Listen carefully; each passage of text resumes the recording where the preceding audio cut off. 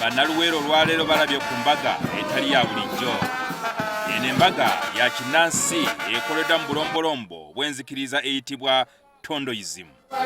Ssaabakabona ow'enzikiriza y'obuwangwa n'ennono Jumba Lubowa Aligaweesa yagattiddwa n'omukyala Nabbona Nabakooza amanyiddwa ennyo nga Ssenga Kulannama.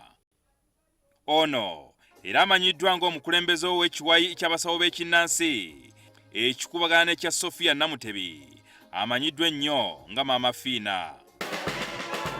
Bano batuukidde mu mmotoka Luva Okwaya ey'ekika kya limozini ku kasozi Walusi mu disitulikiti y'e Luweero.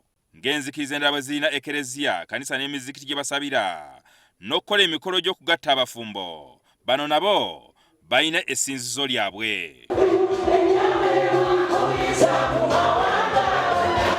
Bano balina n'abayimbi mu ssinzizo era bakoloobya ennyimba ezisendereza lubaale n'emisambwa.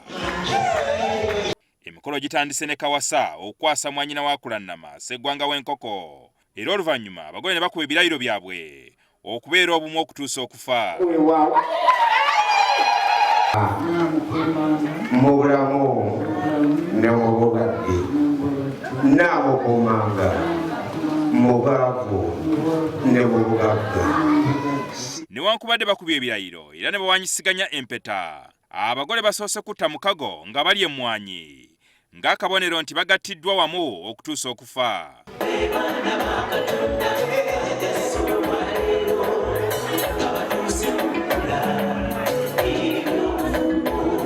Kyokka abamu ku batuuze b'e Luweero kino kibadde kipya gye bali.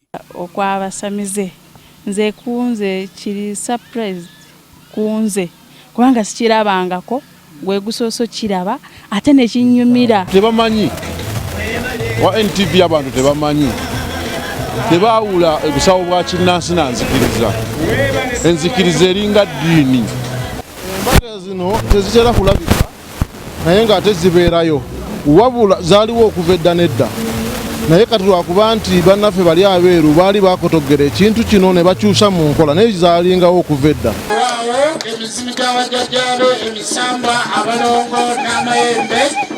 Gye buvuddeko Jumba Aligaweesa yatondawo ekiwayi ky'abasawo b'ekinnansi bwe yatikkira Kulannama okubanga yakulira ekiwayi kino ekyaviirako okuwanyisiganya ebisongovu wakati wa Maama Fiina ne Kulannama. Tewaayita bbanga ddene ate Kulannama n'ayanjula Jumba Aligaweesa ng'omwami gw'agenda okufumbirwa.